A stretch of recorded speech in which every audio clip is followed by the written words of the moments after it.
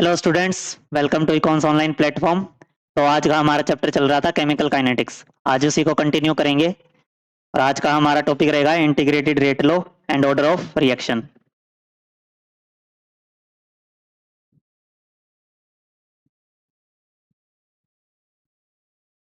तो शुरू करते हैं। जैसे कल तक हमने क्या पढ़ लिया था, कोई रिएक्शन है ए प्लस बी गिव्स पी।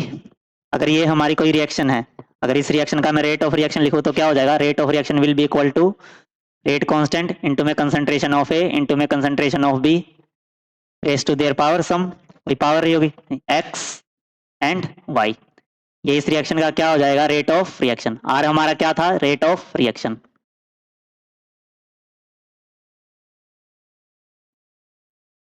के हमारा क्या है, रेट कांस्टेंट।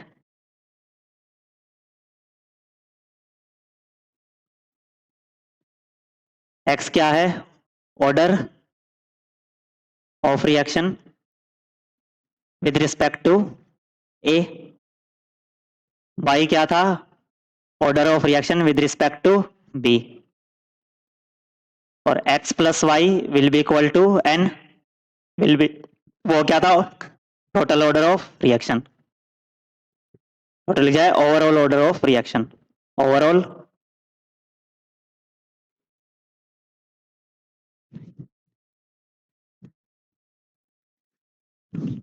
ये क्या हो जाएगा, overall order.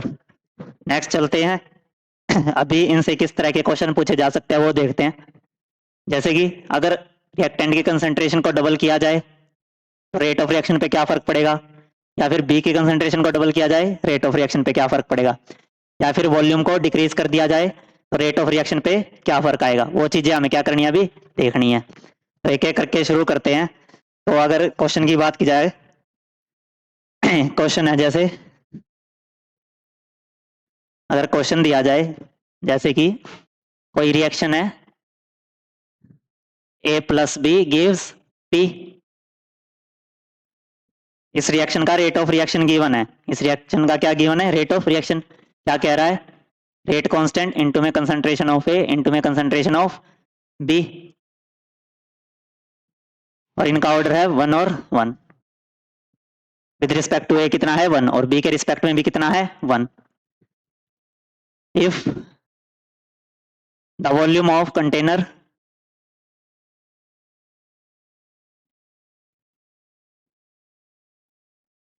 reduced to 1/4 of its initial value,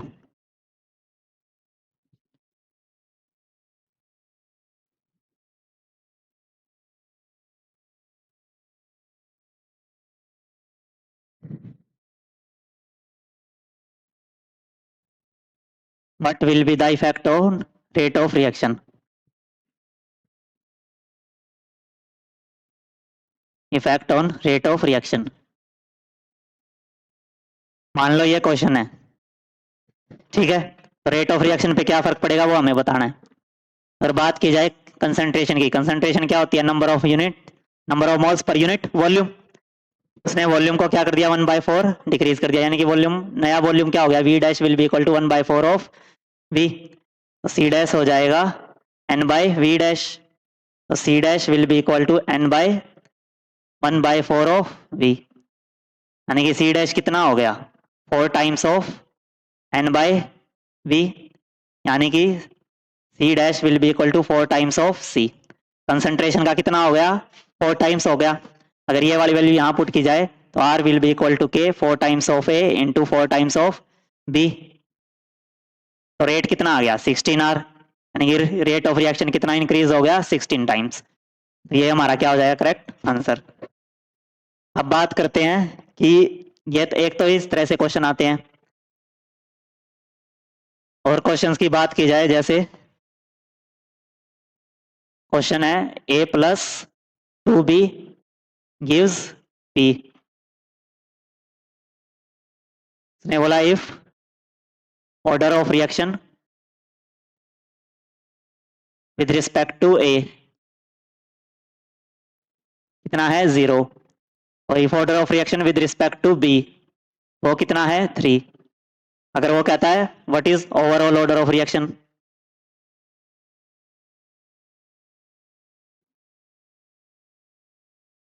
what is overall order of reaction,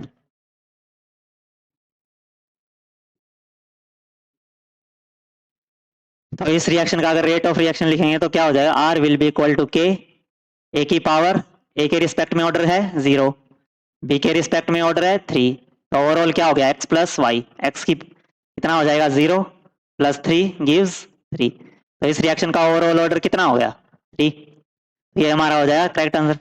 अब इस क्वेश्चन में ये और क्या पूछ सकता है वो, what will be the effect effect on rate of reaction if concentration of a double,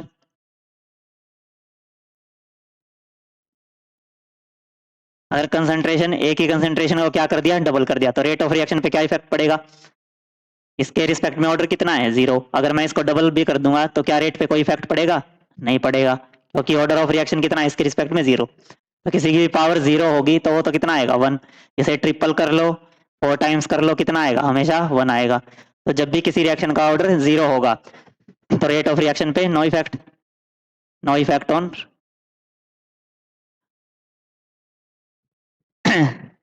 but अगर बी को कर दिया if concentration of B is double, तो कि क्या इफेक्ट पड़ेगा, बी के ऑर्डर कितना है 3, इस कंसंट्रेशन को क्या कर दिया डबल, डबल करने से क्या हुआ उसकी क्यूब हो जाएगी डबल की 2 की पावर 3 8, यानी कि रेट ऑफ रिएक्शन कितना हो गया 8 times of rate of reaction.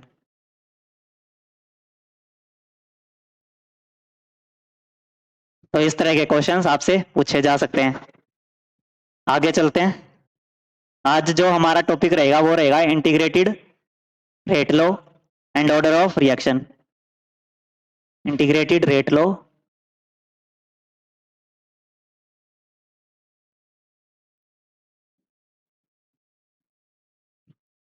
And order of reaction.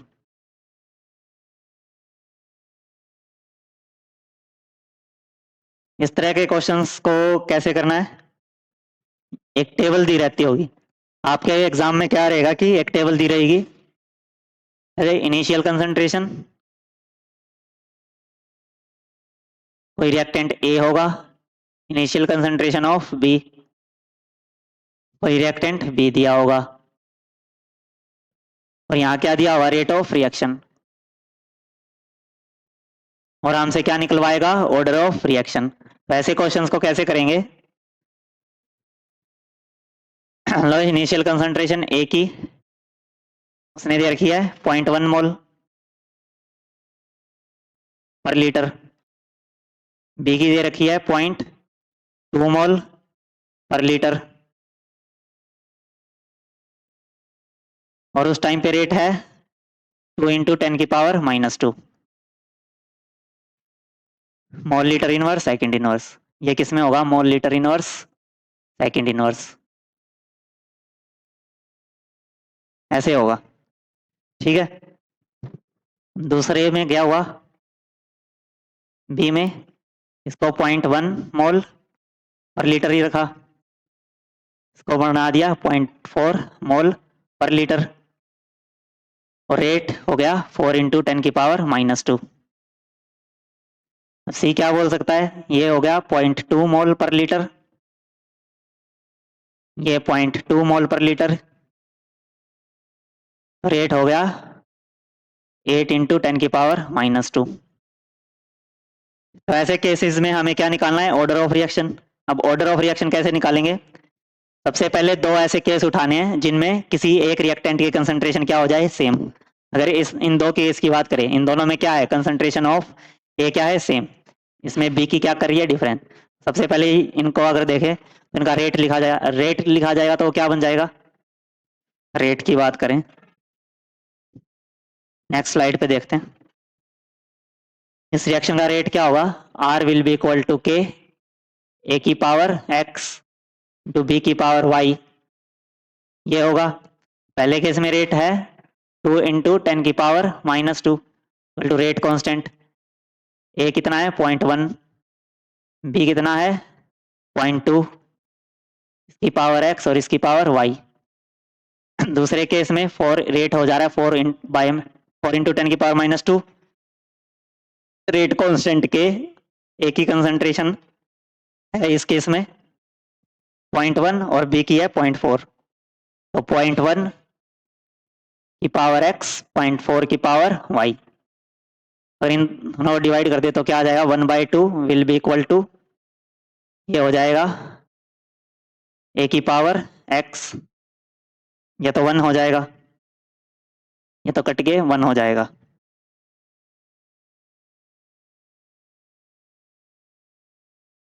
बचा गया 1/2 की पावर y, तो यहाँ से y की वैल्यू कितनी आ गई 1, यानी कि अगर b के रिस्पेक्ट में ऑर्डर की बात की जाए तो वो कितना आ जाएगा 1 आ जाएगा। ऑर्डर कितना आ गया 1। अब हमें किसकी वैल्यू निकालनी है x के लिए निकालेंगे तो क्या चाहिएगा, अब x की निकालनी है तो हमें ये देखना पड़ेगा किस केस में b की कंसंट्रेशन क्या हो जा रही है सेम। इन दो केस में b की कंसंट्रेशन क्या हो जा रही है सेम, तो यहाँ से, और इन दो केस में a की कंसंट्रेशन डिफरेंट है, तो यहाँ से हम किसकी वैल्यू निकाल लेंगे अब a की, तो क्या इक्वेशन बन जाएगी, इक्वेशन बन जाएगी 2 इंटू 10 की पावर -2, ये रेट जब रेट कांस्टेंट ए की कंसंट्रेशन कितनी है 0.1, बी की कंसंट्रेशन कितनी है 0.2, इसकी पावर x और इसकी पावर y, इसका रेट है 8 इंटू 10 की पावर -2, रेट कांस्टेंट के ए की कंसंट्रेशन चेंज हो रही है, ए की कंसंट्रेशन हो गई 0.2 की पावर x और बी की कंसंट्रेशन सेम रही 0.2 की पावर y, तो इससे ये कैंसिल होके 1 आएगा, इनको डिवाइड किया जाएगा तो 1/4 विल बी इक्वल टू 1/2 की पावर x, तो 2 की पावर x किसके इक्वल आएगा 2 की पावर 2, तो x की वैल्यू कितनी हो गई 2, तो a के रिस्पेक्ट में ऑर्डर ऑफ रिएक्शन कितना आएगा 2 आएगा। ओवरऑल ऑर्डर कितना हो जाएगा, ओवरऑल ऑर्डर की बात की जाए,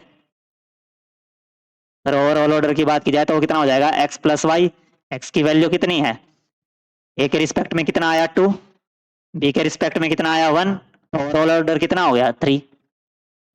तो इस तरह के क्वेश्चंस किसमें आते हैं इंटीग्रेटेड रेट लॉ इक्वेशन में, ये हो गया। अगर और क्वेश्चंस की बात की जाए, जैसे कि एक क्वेश्चन है इनिशियल कंसंट्रेशन ए की दी हुई है, इनिशियल कंसंट्रेशन बी की दी हुई है, और हमें क्या दे रखा है रेट ऑफ रिएक्शन। अगर बात की जाए पहली में क्या है ए की वैल्यू 0.01 0.01 0.03, ये है 0.01, बी केस में 0.01, सी केस में 0.03,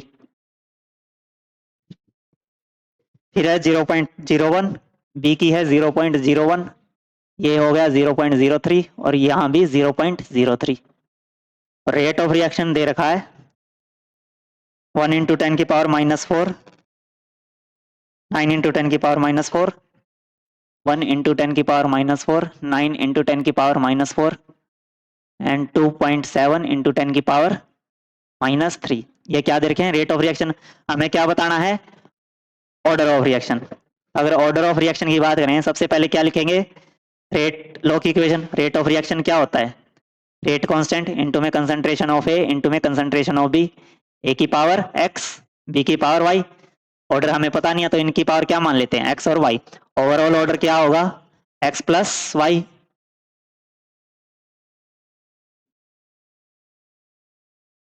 ठीक है, अगर यहाँ बात की जाए ए की कंसंट्रेशन की, ए की कंसंट्रेशन क्या दे रखी है 0.01, पहले ऐसा केस उठाएंगे जिसमें ए की कंसंट्रेशन सेम हो, इन दो केस में ए की कंसंट्रेशन क्या आ रही है सेम और बी की कंसंट्रेशन क्या कर रही है डिफरेंट। अगर इस केस की बात करें इसमें रेट कितना है 1 इंटू 10 की पावर -4 है, और ये रेट कांस्टेंट इंटू में ए की कंसंट्रेशन कितनी है 0.01, बी की कंसंट्रेशन कितनी है 0.01, इसकी पावर x इसकी पावर y। दूसरा उठाया वहां कितनी है 9 इंटू 10 की पावर -4 इक्वल k, यहाँ ए की कंसंट्रेशन 0.01 इसकी पावर x, बी की कंसंट्रेशन 0.03 इसकी पावर y, तो यहाँ से हम किसकी वैल्यू निकाल सकते हैं अब y की, जैसे कि कैंसिल, और ये इससे ये कैंसिल हो जाएगा, 10⁻⁻4 से 10⁻⁻4, 1/9 विल बी इक्वल टू 1/3 की पावर y। तो यहाँ से 3 की power y will be equal to 3 का स्क्वायर, तो y कितना आ गया 2। ठीक है, तो b के रिस्पेक्ट में ऑर्डर ऑफ रिएक्शन कितना हो गया 2 हो गया।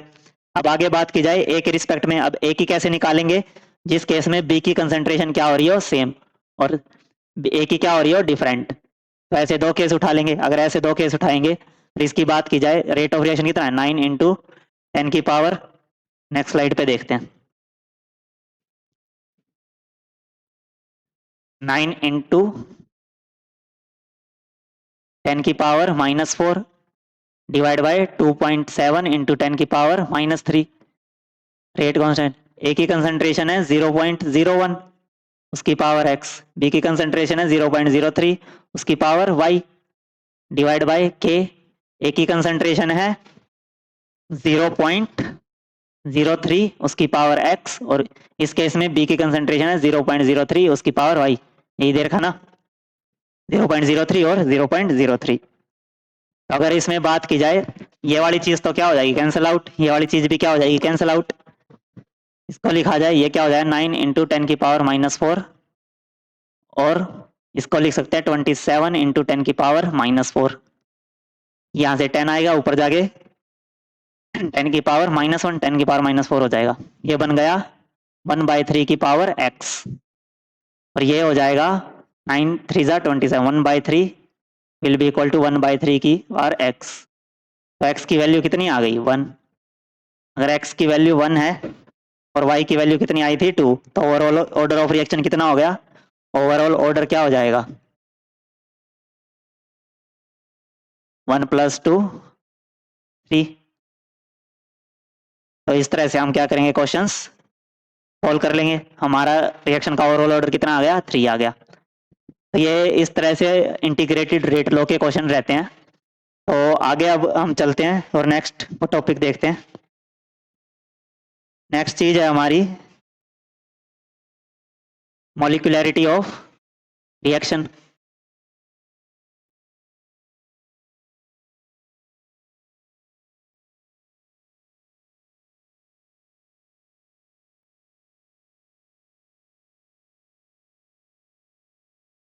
अगर मॉलिक्यूलैरिटी की बात की जाए, मॉलिक्यूलैरिटी क्या चीज होती है, कोई रिएक्शन है उसमें number of moles of solute क्या कर रहे होंगे कोलिजन, तो रिएक्टेंट होगा कुछ ना कोई, रिएक्टेंट से क्या बनेगा प्रोडक्ट बनेगा। तो अगर मॉलिक्यूलैरिटी की बात की जाए, मॉलिक्यूलैरिटी क्या चीज हो जाएगी कि नंबर ऑफ रिएक्टेंट स्पीसीज, कितने रिएक्टेंट स्पीसीज रिएक्शन में पार्ट ले रहे हैं, तो वही क्या हो जाएगी मॉलिक्यूलैरिटी।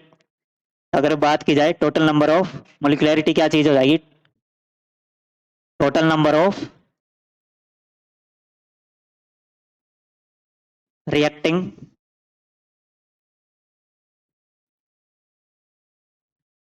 total number of reactant take part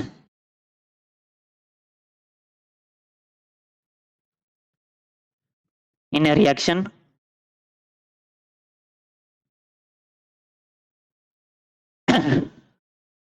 to give product via simultaneous collision।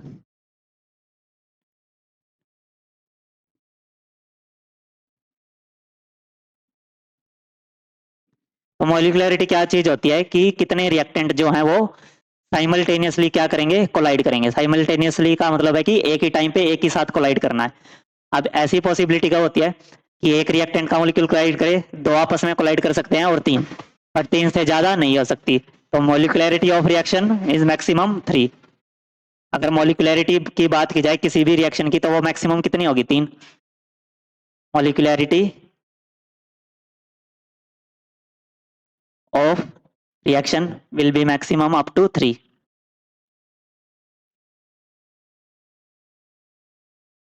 कितनी हो सकती है 3।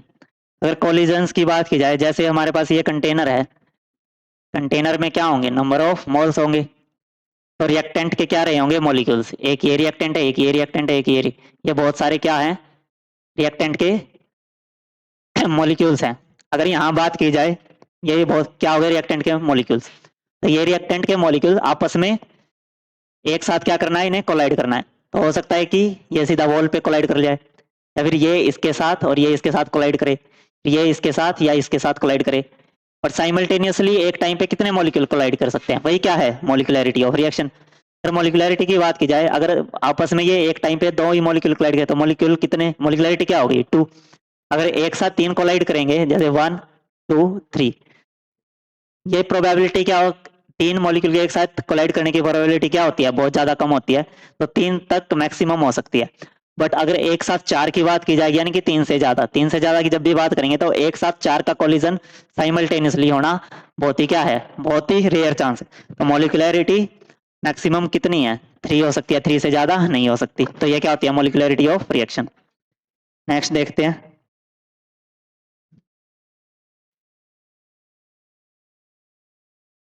तो अगर कोई भी रिएक्शन की बात की जाए, जैसे A plus B gives P, तो इस रिएक्शन की मॉलिक्यूलैरिटी क्या हो जाएगी,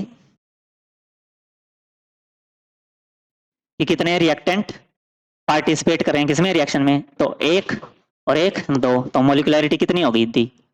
तो हम मॉलिक्यूलैरिटी रिएक्शन को डायरेक्ट देख के बता सकते हैं कि उस रिएक्शन की मॉलिक्यूलैरिटी कितनी होगी, 2।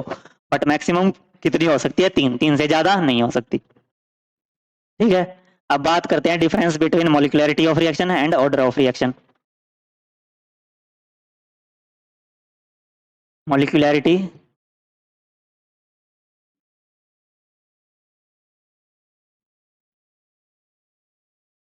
और एक तरफ है ऑर्डर ऑफ रिएक्शन।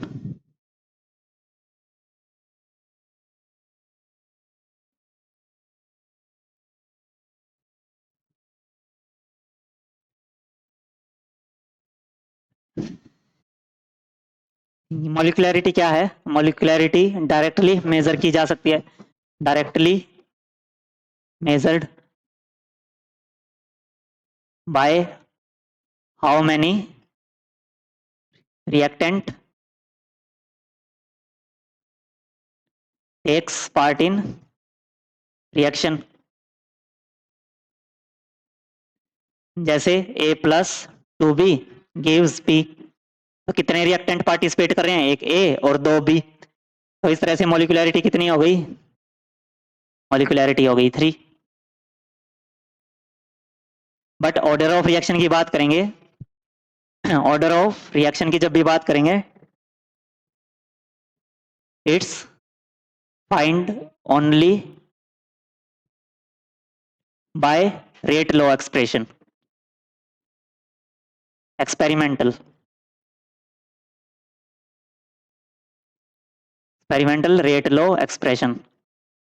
तो जो हमारा ऑर्डर ऑफ रिएक्शन होगा, वो सिर्फ कहां से आएगा, एक्सपेरिमेंट से। यानी वो डायरेक्टली मेजरेबल प्रॉपर्टी नहीं है कि कोई रिएक्शन होगी कि उस रिएक्शन को देख के हम डायरेक्ट ये नहीं बता सकते कि उसका ऑर्डर ऑफ रिएक्शन ये होगा। हम पहले क्या करते हैं, एक्सपेरिमेंट करते हैं। एक्सपेरिमेंट करने के बाद एक रेट लॉ एक्सप्रेशन आता है, उस रेट लॉ एक्सप्रेशन को देख के हम ये बताते हैं कि उस रिएक्शन का ऑर्डर ऑफ रिएक्शन क्या होगा। जैसे कि सेम रिएक्शन है, A plus 2B gives P। तो यहाँ पे अगर ऑर्डर की बात की जाए, तो ऑर्डर 1 प्लस 2 3 नहीं होगा। जैसे अगर रेट ऑफ रिएक्शन मैं इस रिएक्शन का लिखूं, अगर R में लिखूं, तो R के A की पावर 1 B की पावर 2, अगर ये लिखा गया है तो ये क्या है, गलत है, क्योंकि ये रिएक्शन ये नहीं बता रही कि ये क्या है, एक्सपेरिमेंटल रेट लो है। तो इस तरह से ऑर्डर 1 प्लस 2 3 गलत हो जाएगा। इस रिएक्शन का ऑर्डर कहां से आएगा, एक्सपेरिमेंट से। तो डायरेक्टली नहीं बताया जा सकता किसी भी रिएक्शन का ऑर्डर। ठीक है। और मॉलिक्यूलैरिटी का अगर दूसरी बात करें, इट इज थ्योरेटिकल वैल्यू,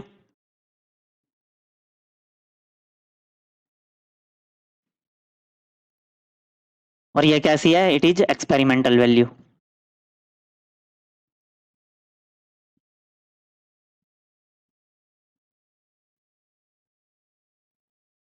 और मॉलिक्यूलैरिटी ऑफ रिएक्शन क्या होगी, always a whole number.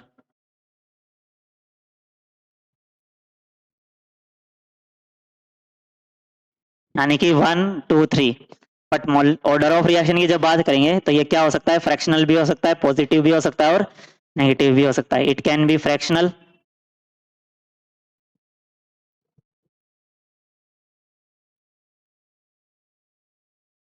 Positive and negative.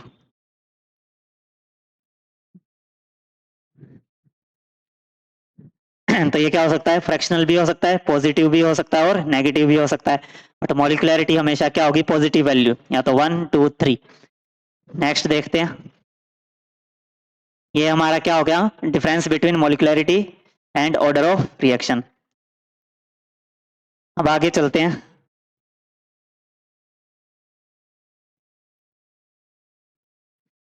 अगली चीज है, ये हम पढ़ते हैं जीरो ऑर्डर काइनेटिक्स।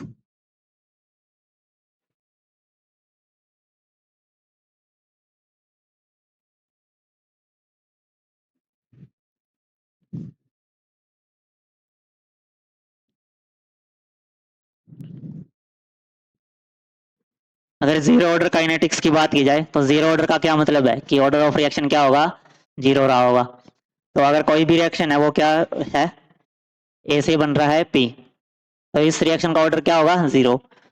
तो रेट ऑफ रिएक्शन क्या हो जाएगा, R is equal to rate constant into में ए की पावर जीरो। अब ये जीरो क्या बता रहा है, ऑर्डर ऑफ रिएक्शन। ये क्या है, ऑर्डर ऑफ रिएक्शन। अगर किसी भी रिएक्शन का ऑर्डर जीरो हो गया तो क्या रिएक्टेंट की कंसंट्रेशन है वो रेट ऑफ रिएक्शन से क्या होगा, रेट ऑफ रिएक्शन की बात करें, क्या वो रिएक्टेंट की कंसंट्रेशन इफेक्ट करेगी, नहीं करेगी। Rate of reaction, rate of reaction have no effect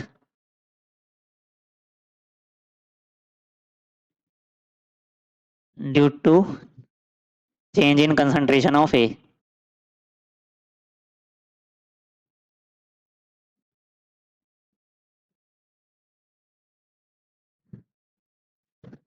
तो ए की कंसंट्रेशन बढ़ाने से या घटाने से रेट ऑफ रिएक्शन पे कोई फर्क नहीं पड़ेगा। तो नहीं पड़ेगा क्योंकि उसका ऑर्डर ऑफ रिएक्शन क्या हो गया, जीरो।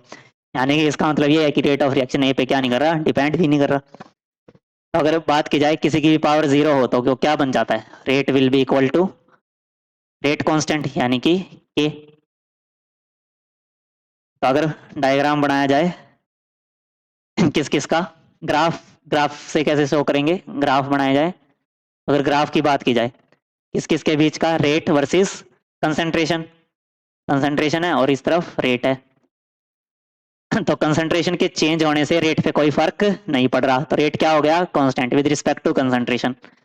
और अगर टाइम की बात की जाए, rate with respect to time, time के रिस्पेक्ट में भी रेट पे कोई फर्क नहीं पड़ेगा, क्योंकि एक ही कंसंट्रेशन बढ़ाते रहो घटाते रहो, रेट में क्या नहीं आएगा, फर्क ही नहीं आएगा। अब टाइम बढ़ाते जाओ, टाइम के साथ भी क्या नहीं पड़ेगा, रेट पे कोई फर्क नहीं पड़ेगा, क्योंकि कंसंट्रेशन पे ही क्या नहीं पड़ रहा, फर्क ही नहीं पड़ रहा। तो रेट टाइम के रिस्पेक्ट में और कंसंट्रेशन के रिस्पेक्ट में क्या हो गया, एक कांस्टेंट क्वांटिटी होगी, कांस्टेंट होगी, क्वांटिटी हो जाती है तो ग्राफ कैसा आ जाएगा, पैरेलल। ये हमारा ग्राफ हो गया। हम बात करते हैं डिफरेंशियल रेट इक्वेशन की। Differential rate equation of zero order kinetics.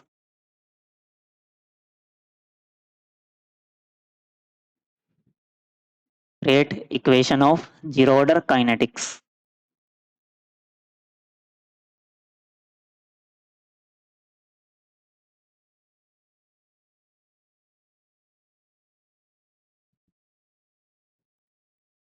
Zero order kinetics की बात करें, जैसे आर से हमारा क्या बन रहा है, पी बन रहा है, ठीक है। अगर आर से पी बन रहा है तो इस रिएक्शन का डिफरेंशियल रेट इक्वेशन कैसे लिखी जाएगी, सबसे पहले क्या लिखेंगे, जैसे हम लिखते थे rate of reaction. Rate of reaction इस रिएक्शन का क्या होगा, R will be equal to rate constant into में आर की पावर जीरो। अगर मैं रिएक्टेंट को ए कर लेता हूं, ये हो जाएगा ए की पावर जीरो। ये होगा, अब एक तरीके से और लिखते थे हम, rate minus d A by d t will be equal to K A की पावर जीरो। तो किसी की भी पावर जीरो हो तो वो क्या हो जाएगा, वन। तो minus d A by d t क्या आ गया, इक्वल्स टू के। तो minus d A will be equal to K D T.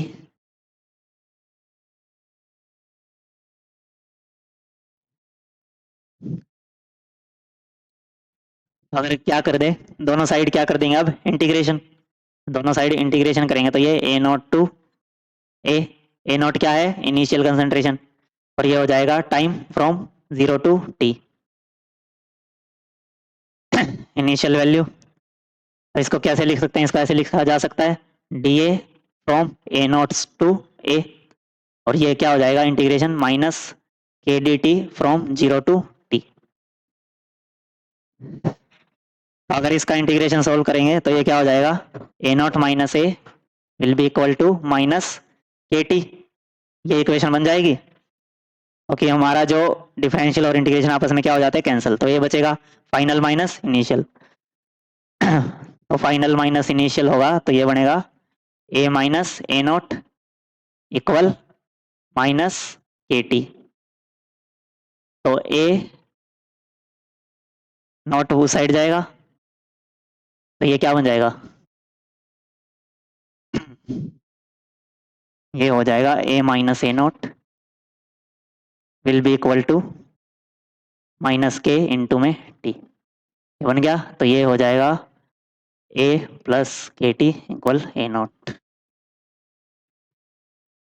ये बन जाएगा।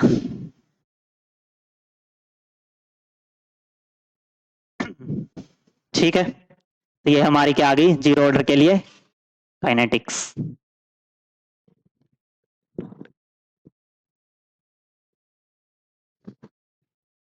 ठीक है फिर आगे देखते हैं, A minus A naught equal minus K T, A minus A naught equal minus K T, अगर के टी उस साइड जाएगा plus K T equal to A not.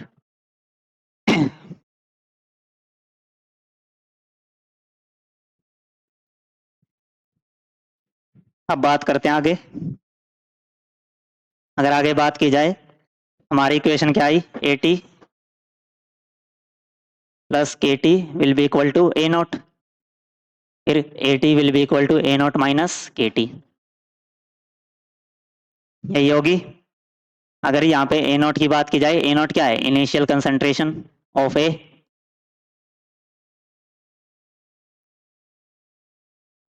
और ए टी क्या होगा concentration at any time T.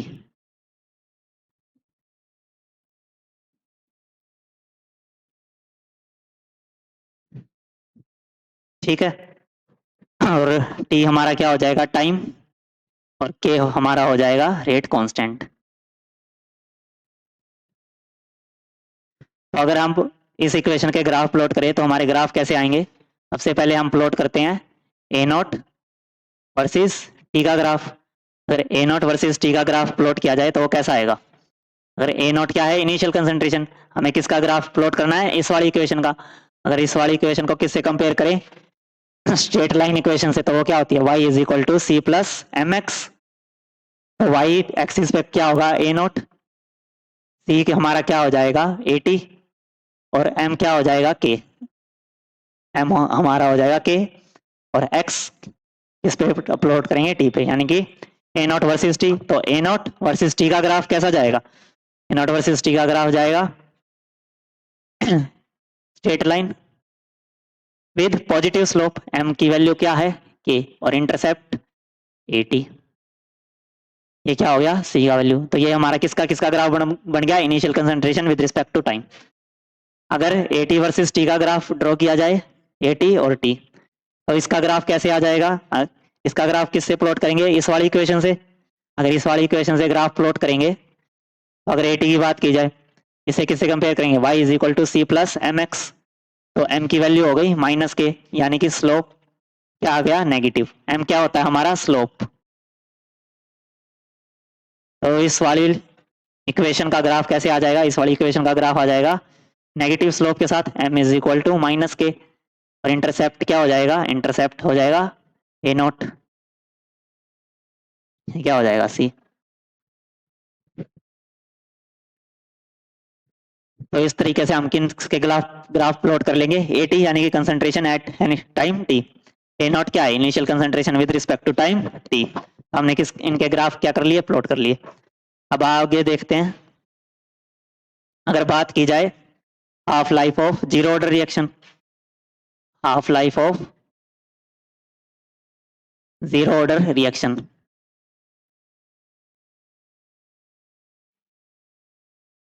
Half life का क्या मतलब है कि रिएक्शन 50% कंप्लीटेड।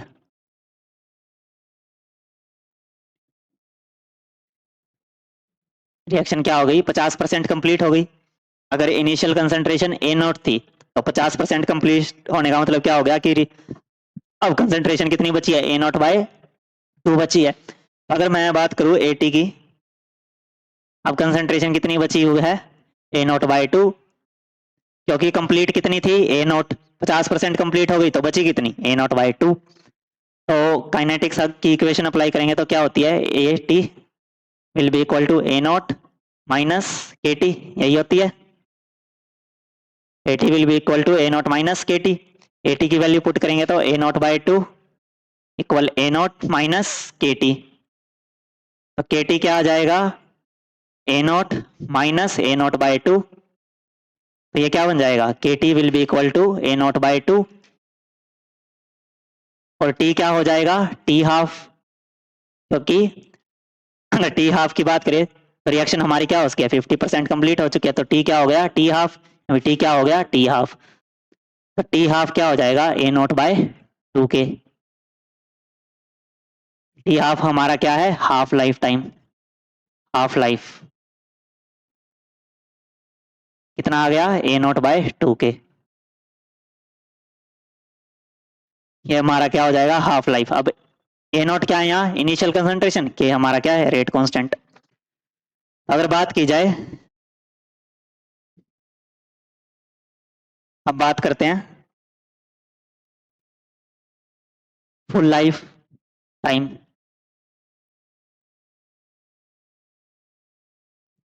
अगर हाफ लाइफ की बात की थी तो एटी कितना हो गया था, ए नॉट बाई 2। अगर फुल की बात करेंगे तो एटी क्या हो जाएगा, 0। इसकी वैल्यू 0 हो गई, और इसकी वैल्यू 0 हो गई तो A naught minus K T will be equal to 0। तो के टी क्या आ गया, A naught. T 100% completion, T 100% completion. Full life time का मतलब क्या है कि T is equal to T 100। अब इसका मतलब क्या हुआ कि हमारी जो रिएक्शन है वो 100% क्या हो गई है, कंप्लीट हो चुकी है। अगर 100% रिएक्शन कंप्लीट हो चुकी है तो एटी कितना हो जाएगा, 0 हो जाएगा।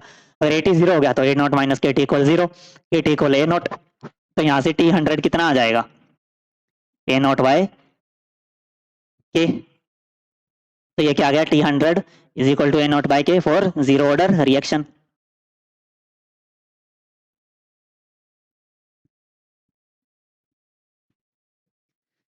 ठीक है। अगर बात की जाए हाफ लाइफ यानी कि टी 50% और फुल लाइफ यानी कि टी 100%। अगर बात की जाए जैसे कि इनिशियली हमारे पास कंसंट्रेशन थी ए नॉट, उसका क्या हो गया, ए नॉट बाय 2। जब क्या हो गई, 50% कंप्लीट हो गई, 50% कंप्लीट, 50% के बाद कितनी हो गई ये, 0 तक पहुंच गई। ठीक है। तो अगर टी हाफ की बात की जाए तो यहां से यहां जाने में टी हाफ कितना था, ए नॉट बाय 2 के। और यहां से यहां की बात की जाए तो हाफ लाइफ कितना था, ये क्या था, टी हाफ।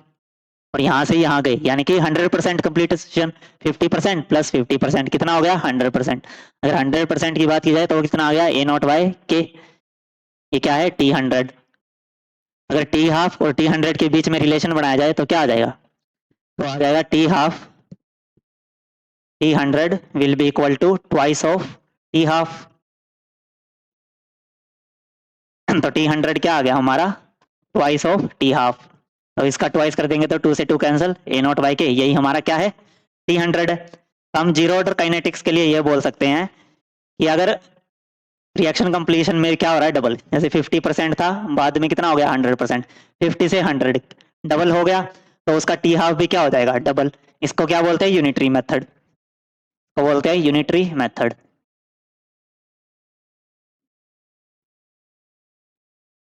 जैसे कि बात की जाए कोई रिएक्शन है, वो 10% से 20% जाने में उसे टी टाइम लग रहा है, तो 10% से 40% जाने में कितना टाइम लगेगा। तो अगर 10 से 20% जाने में टी लगा, 20 से 30 जाने में कितना लगेगा टी, और 20 से 40 जाने में कितना लगे 10 से 20 गए टी टाइम, 20 से 30 गए फिर टी लगेगा, और 30 से 40 गए फिर टी लगेगा, तो कितना हो जाएगा ये 3t हो जाएगा। कोई रिएक्शन शुरू में 10% है, वो 20% होने में उसे टी टाइम लग रहा है, 40% होने में कितना लगेगा 3t, और 60% होने में कितना लगेगा 50 तक, 10 to 40 3t, 50 5 40 and then 60 5t, और 80 होने में 70। ठीक है, तो इस तरह से हम क्या यूनिटरी मेथड से zero order only for unitary method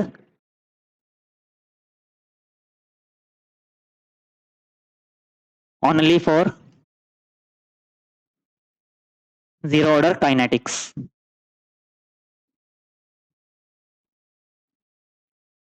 तो इस तरीके से हम यूनिटरी मेथड अप्लाई करके किसमें ओनली जीरो ऑर्डर काइनेटिक्स में क्या निकाल सकते हैं, कोई भी टाइम पीरियड निकाल सकते हैं, 10 से 20, 20 से 40 या 40 से 50, इस तरह से हम कोई भी टाइम पीरियड निकाल सकते हैं। तो फिर आज के लिए इतना ही, थैंक यू।